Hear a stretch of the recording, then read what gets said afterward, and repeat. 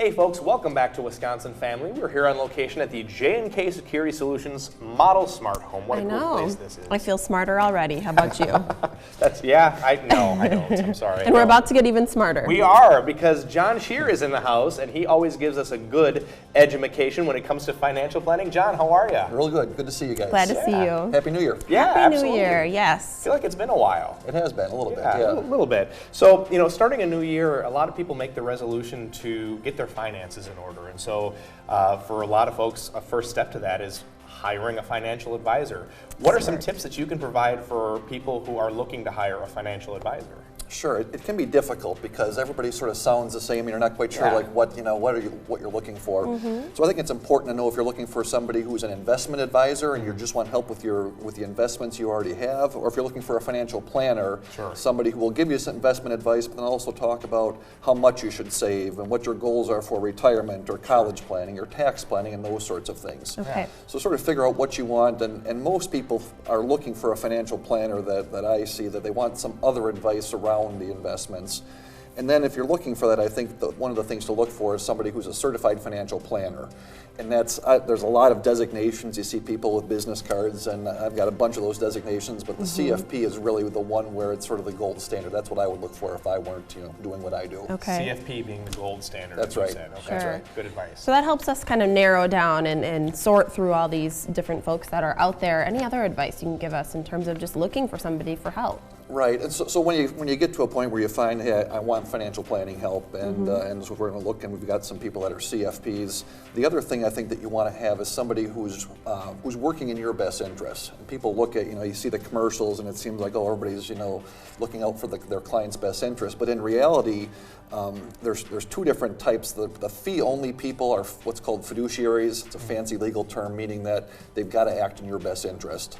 And many of the people in the financial world are brokers, and they're function as salesmen. And it's useful if you know that, hey, I need some life insurance. I want to buy some in mutual funds, and to go to somebody who's selling you that. But if you want advice on that, you want to get it from somebody who doesn't have a dog in the fight, getting paid to make a sale of some sort, that they're just getting paid for the advice. Yeah, that's an important distinction to make. One's sort of more of a salesperson trying to get you sold on these types of things, and one is just guiding you to the right thing. Right, and neither right nor wrong, but it's a matter of if you're looking for advice, there's one sort of person to go to. If you know what you want, hey, I need to get some life insurance, I want to make some investments, to go to the salesperson. Right, and now, you're considered a fiduciary then, right? That's right. Okay. That's right. So now, are there specific questions that if we find somebody who's a fiduciary who's supposed to act in our best interest, are there specific questions that we need to be asking that person when we go in for advice? Yeah, and so one of the big questions is, are you a fiduciary, and are you willing to put that in writing and get that?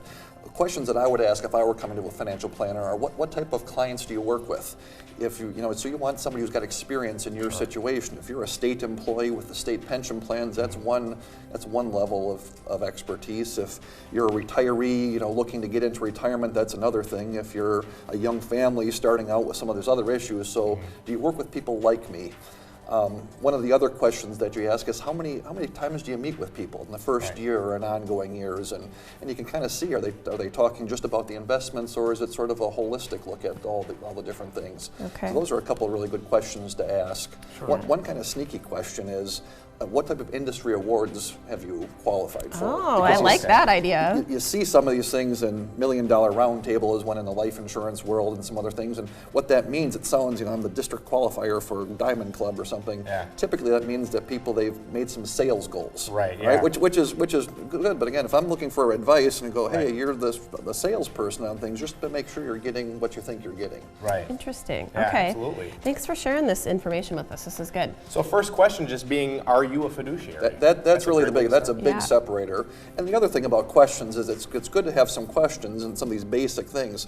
But when you sit and talk with somebody, they should be asking you questions. Yeah. If somebody, big red flag, if it's somebody, you sit down and I say, hey, Jessa, here's this investment plan, or here's what type of insurance you should be looking for. If I don't know what your goals are and what you're looking for and what's the purpose for coming in and talking to us, right? You have different goals than Justin does, right? Yeah. Well, and so finances it's not one size they're so individualized. So right. every person has a different different set of circumstances and different family needs and so on and so forth. So, so really they should be kind of almost interviewing you in a way. That's the feeling you should have is are they trying to get to know me or do they have the solution sort of pre-picked? Right. And that can be a real, it's kind of the gut feeling thing, but it's something to be in tune with before you talk with somebody. No, that's a really important thing to mention. And I want to ask too about what do you think about referrals? Because a lot of ways that I go about, talking to new businesses and new, when it comes to getting new things, acquiring new services, is did my friends use them and did they like them?